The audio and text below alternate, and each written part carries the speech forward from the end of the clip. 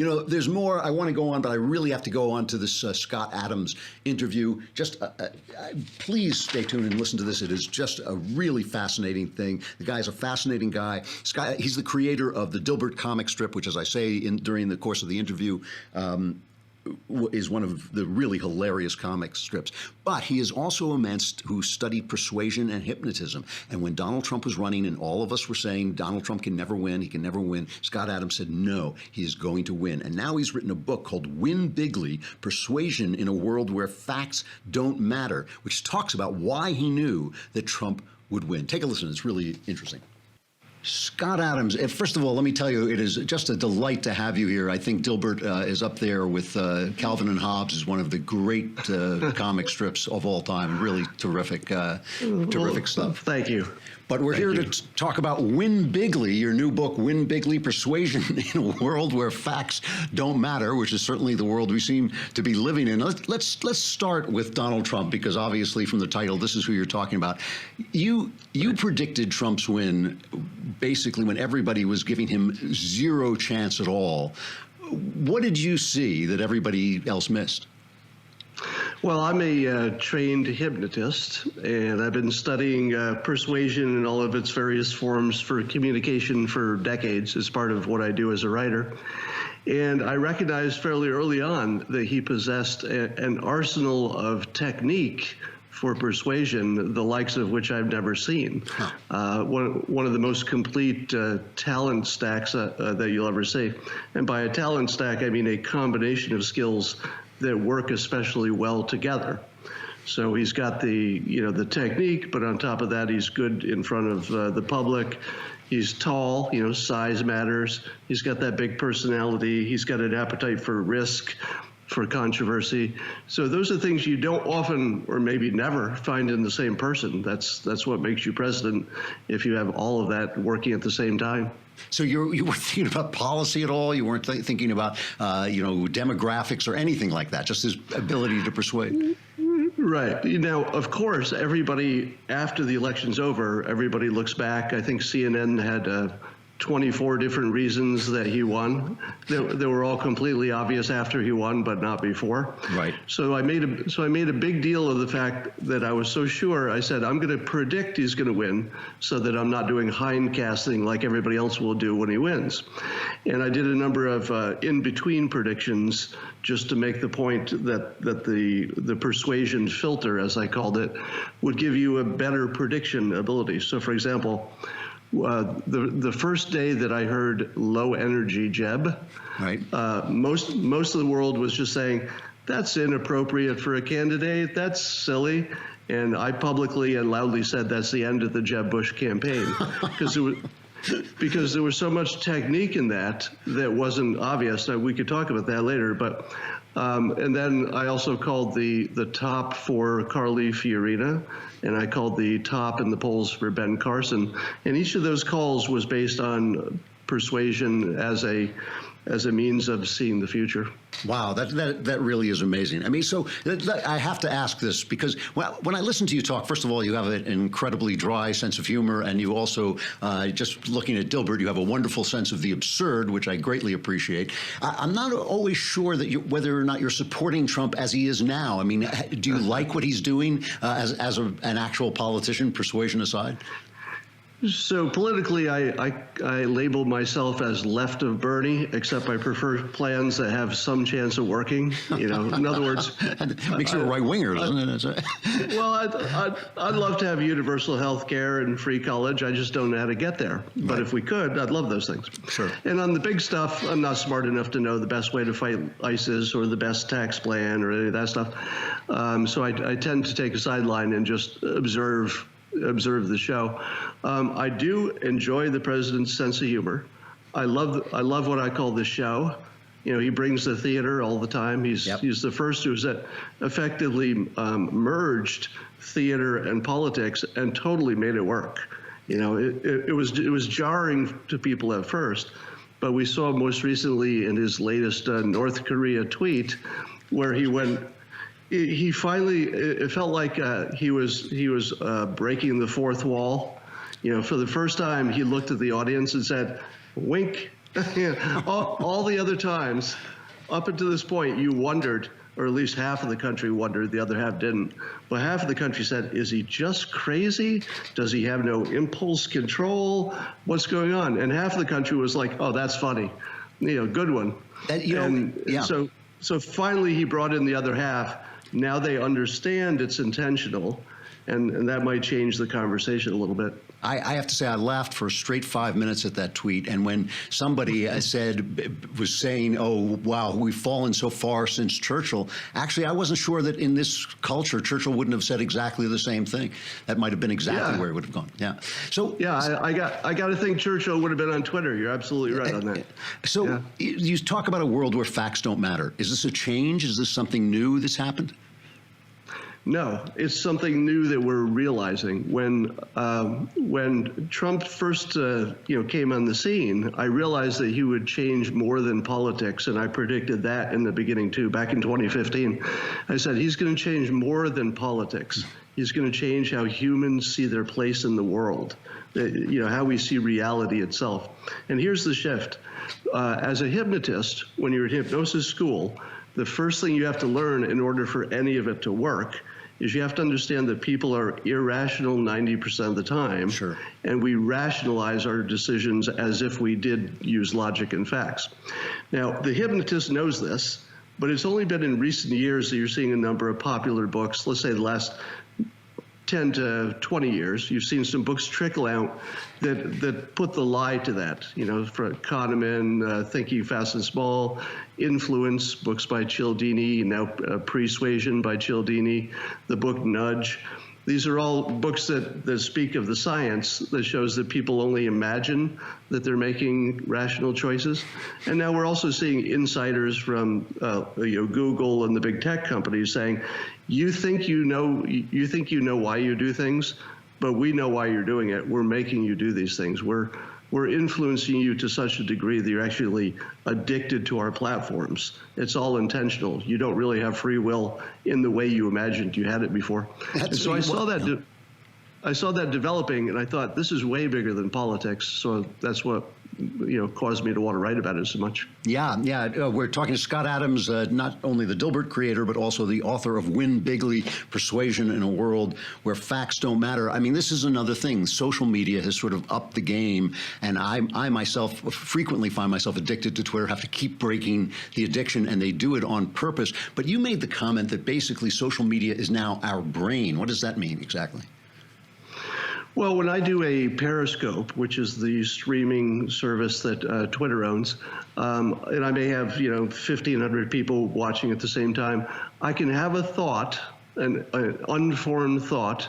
I put it out there, and immediately corrections come in. They fact correct me, they augment it, they extend it, and so it's almost like there's one brain operating in real time. Now you see it more distinctly in a live setting where the comments are coming in at the same time you're talking, but I would say it's true of all the social media. It's one person's brain. It gets critiqued and augmented. The good ideas become viral, the bad ideas die, which is very much like your own thoughts. Your good thoughts rise to the surface, you think about them a lot, and they maybe inform what you do. Social media is the same thing. The good ones rise to the top, they become viral, and it starts informing what we all do, including each individual. So we do have something like a collective brain at this point. That's a hive mind. Yeah.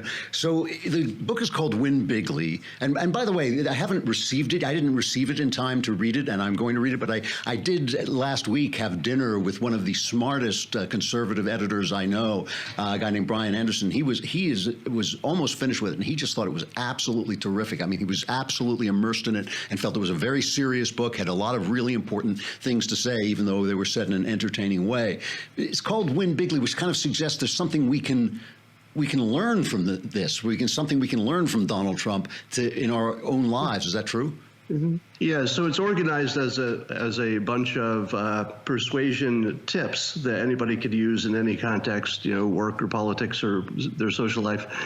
And a lot of people don't know that Trump had as his pastor at his church when he was a kid. The whole family had their pastor.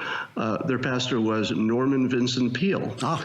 Now, some people of at least my age recognize him as maybe the most, well, at the time, he was probably the most influential author. And he wrote The Power of Positive Thinking, which essentially I'll summarize, the whole book, which is he was the first who said you can reframe the way you're thinking about things, and that will cause you to be successful. Until then, that wasn't really a thing. He was really the one who pioneered that. And he was so influential in his day that people accused him of being a hypnotist. Now, you see his influence in the president already. The other day, for example, he was talking about the GDP. And most presidents would say, hey, we got 3%. That's great, isn't it? Hey, everybody, that's great. And they'd stop there. He doesn't do that. He went full Norman Vincent Peale, and you see this all kinds of ways. He said, we got 3%. That's great. Except for the hurricane, we probably would have had 4%. I think we're going to have 4%. Yeah, 4% is coming. Now, what he's done is he's put our brains into that, yeah, I think we're going to 4%. That will cause people to actually be more optimistic because they're hearing it from, the top source, the president, and they might invest more. And if they invest more, that becomes the reality. So he is literally thinking the economy into a higher state. None of this is an accident. He's got the background, he has the influence, and we see the tools and technique. So while I, credit Obama with the strong base of the economy, I'd give him 75% of the credit for at least the first year of the Trump administration. There's clearly a 25% impact that his optimism, his approach, his reducing regulations, his clawing back jobs and businesses, even talk about taxes. These are psychologically having a big impact. That's why the stock market's up. It's why consumer confidence is up.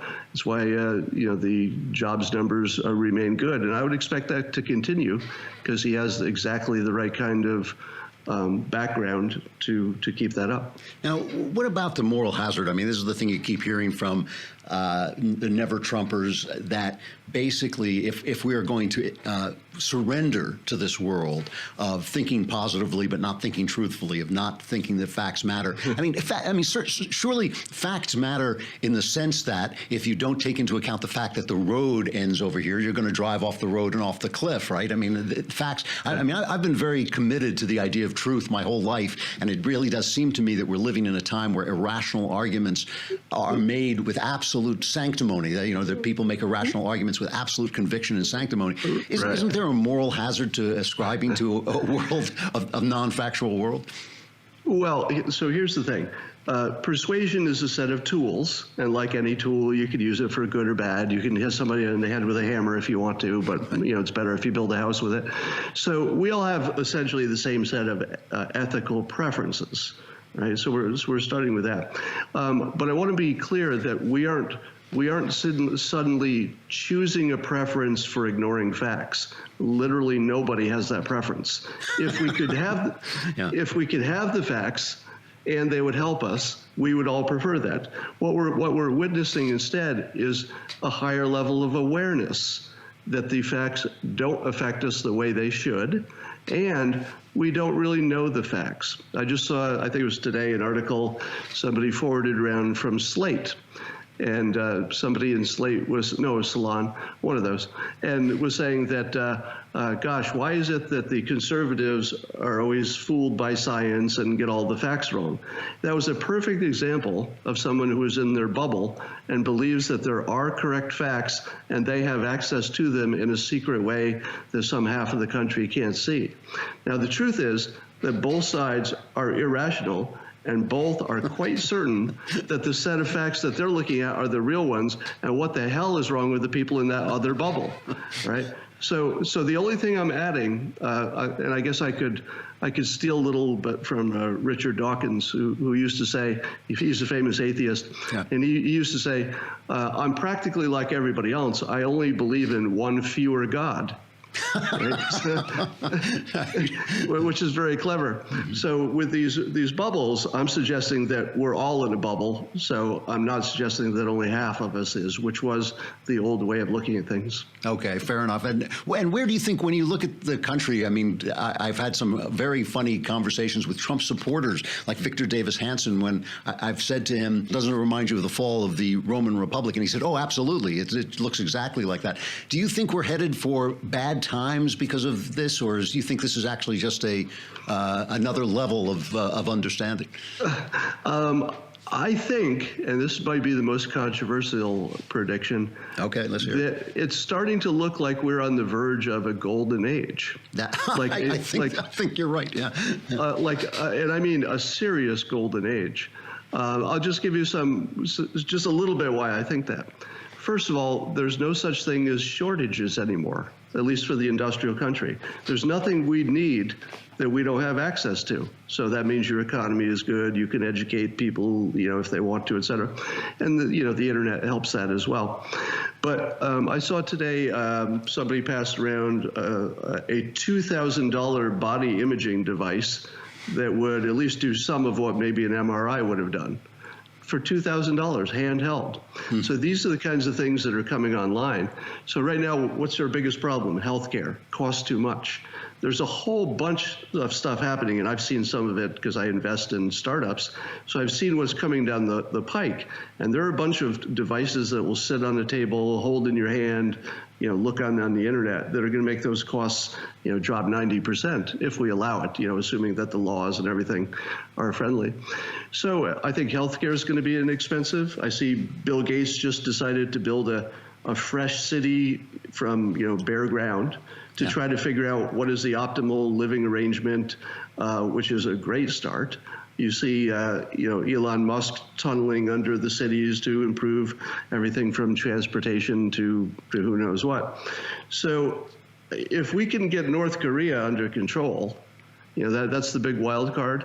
And if we can, avoid whatever climate change things are ahead of us, those are big wild cards. We're looking really good because I don't think China's going to attack. I don't think Russia's going to attack. We're on the verge of having no serious enemies except for terrorism that will be ongoing, and an economy that is insanely good. We could be almost there. It's funny. I think many of the same things about this, and it's very hard to convince people to be that optimistic. You obviously are a hypnotist, so you've convinced me. If after this interview I go out and cluck like a chicken every time a white Volkswagen goes by, I'll know that the interview was much different than I remember. Scott Adams, the author of Win Bigly, Persuasion in a World Where Facts Don't Matter. I'm a big fan. I appreciate your coming on. I hope you come back. Thank you so much. Thanks a lot. All right, really interesting interview, but we are out of time. I got to say goodbye. The mailbag is tomorrow. Go on thedailywire.com, click podcast, click my podcast, hit the mailbag, ask your questions, answers guaranteed correct, and will change your life on occasion for the better. I'm Andrew Klavan. This is The Andrew Klavan Show. We'll talk to you again tomorrow.